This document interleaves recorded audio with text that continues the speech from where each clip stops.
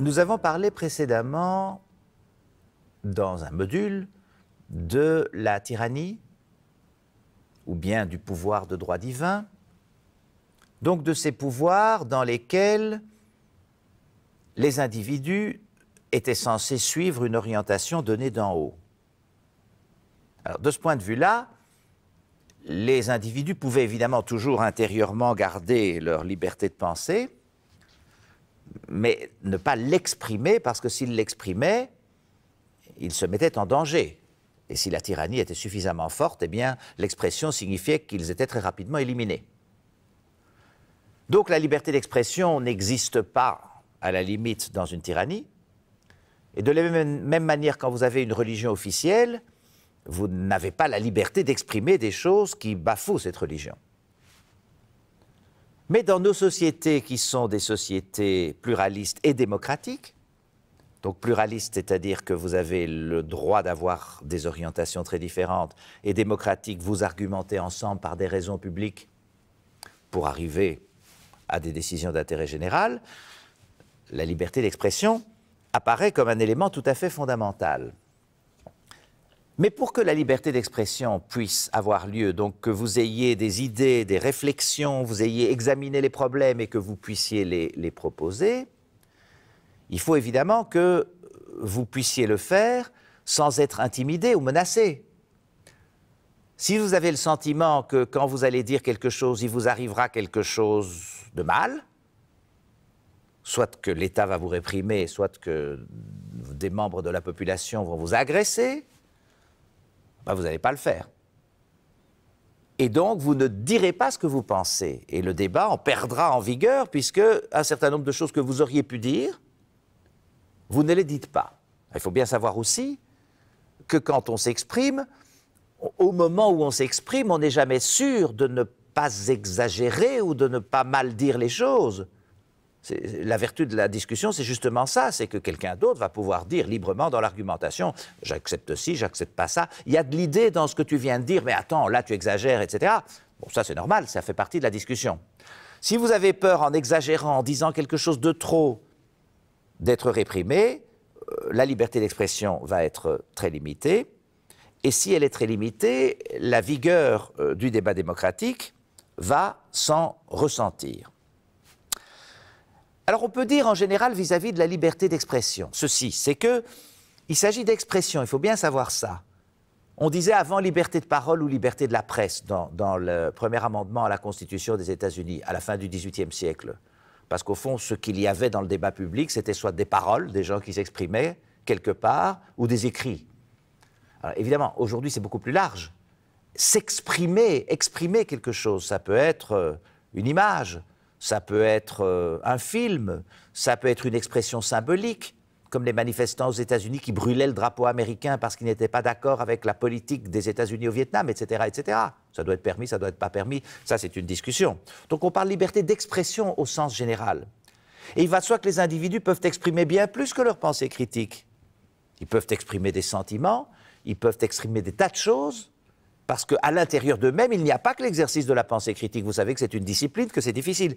Mais sans liberté d'expression, la pensée critique ne peut pas devenir efficace, elle ne peut pas se communiquer à autrui, mener à des débats et éventuellement à des décisions. Et donc, on se dit, c'est très important d'avoir cette liberté d'expression, mais il y a double danger. Est-ce qu'on risque que les gens n'en disent pas assez, parce qu'ils sont intimidés, c'est ce que je viens de dire précédemment, ou bien on risque, s'ils ne sont pas intimidés, qu'ils en disent trop, et que même si c'est une simple expression, ce n'est pas un comportement, vous n'attaquez pas physiquement quelqu'un d'autre, ça fasse des dégâts. Voilà, on va en parler plus loin. Donc c'est très important de savoir ces deux dangers sont présents. Alors rappelez-vous l'expérience de Milgram. L'expérience de Milgram, ce n'était pas une expérience sur la liberté d'expression.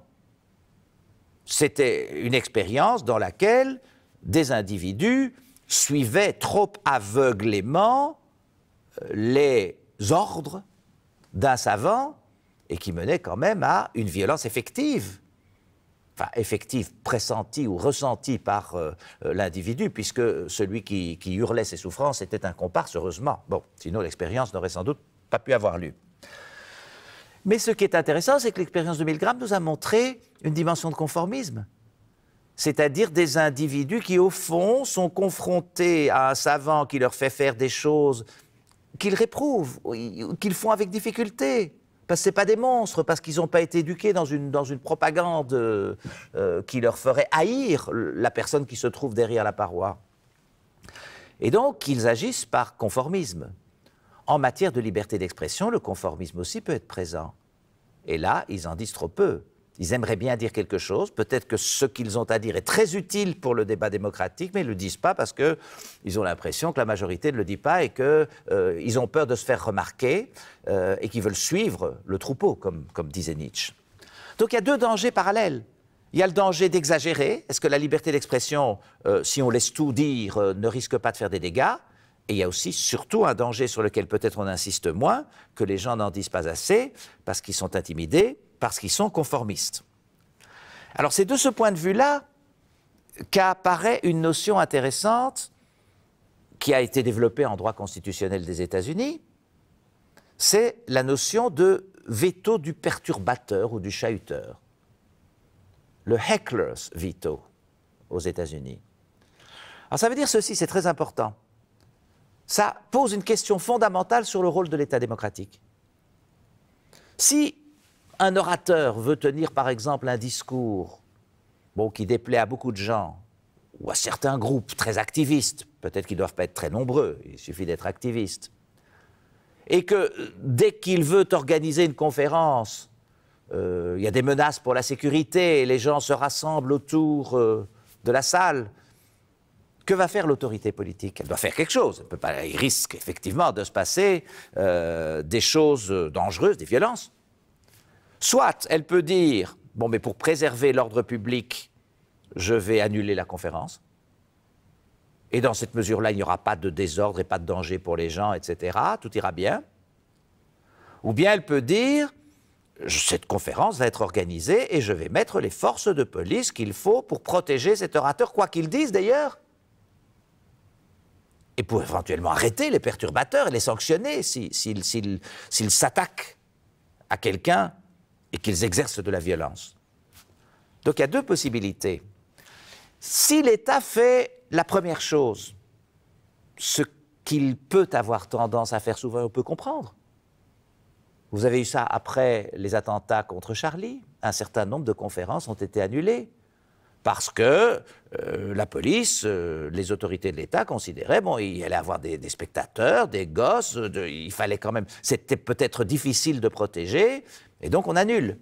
Mais si vous annulez, vous donnez raison au chahuteur, c'est ça le veto du chahuteur, il fait son veto, on ne dira pas ça, et il a gagné. Alors dans certaines circonstances, il faut être prudent bien entendu, et si c'est très grave, il faut évidemment annuler, même si on se dit, cette annulation, c'est la victoire du chahuteur qui ne voulait pas que ça se dise, mais il ne faut pas que ça devienne une habitude générale, parce que sinon, la liberté d'expression risque d'être fondamentalement limitée. Donc, l'appareil d'État doit être à même, non seulement de ne pas réprimer lui-même la liberté d'expression, ou pas trop, il faut le faire, parce que vous allez voir qu'il y a quand même quelques limites, mais il doit aussi protéger les individus de la violence éventuelle d'autres citoyens qui seraient fondamentalement en désaccord avec lui. Donc, il doit protéger ce qu'on appelle les expressions impopulaires. Parce que peut-être que ce seront les expressions populaires de demain. Peut-être qu'elles donnent des idées qui ne sont pas encore bien entendues, etc., etc.